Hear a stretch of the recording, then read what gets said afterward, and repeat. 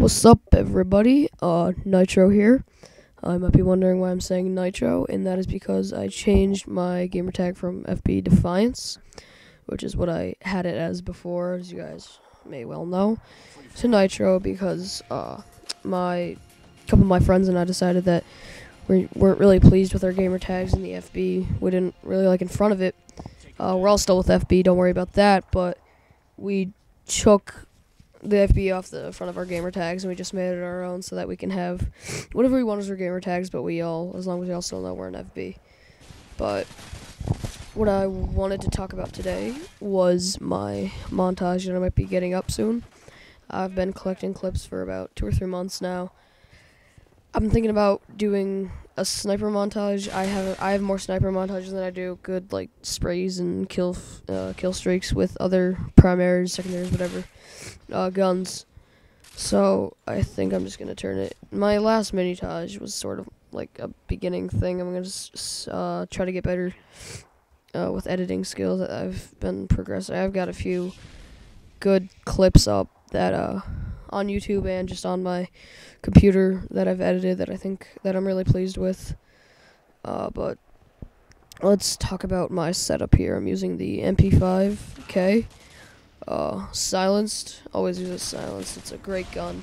And it's not as powerful as the UMP, so I would recommend using stopping power instead of the normal marathon lightweight gay setup. But I mean, I hate kids that just run around with the UMP and spray and pray with lightweight marathon. I mean, I have my own lightweight marathon UMP class, but I barely ever use it. I only use it every once in a while on search for rushing. I usually use this class. And I have Ninja Pro on also, along with marathon. I don't know if I just mentioned that or not. But anyways, I have Ninja Pro on, and I'll talk about Ninja Pro a little bit right now. It's a good perk for people that have headsets and people that also do not have headsets. If you have a headset, great. It silences your footsteps so you can hear other people's louder and you know where everybody is at all times. Free for all, it helps a lot. Search and destroy, it helps immensely.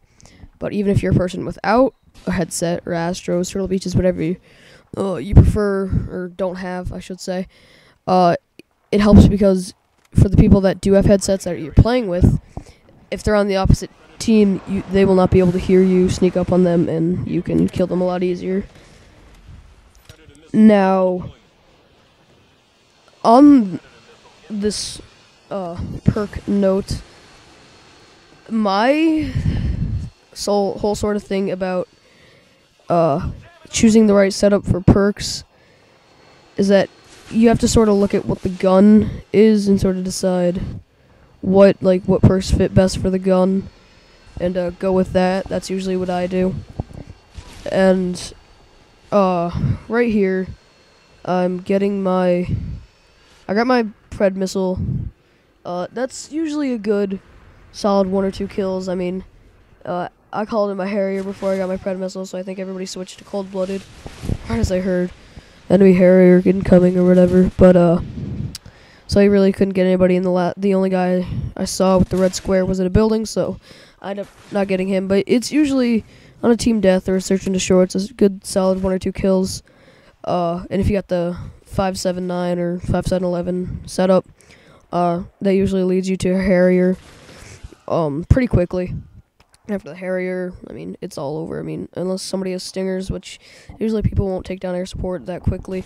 You get another 3 or 4 kills out of the Harrier, and you're good set for the Pavlo or whatever you got. But, I've got a lot of stuff coming up, like state tests and all that. I haven't been feeling great lately, so I'm not really getting much up on YouTube, and I've been trying, but,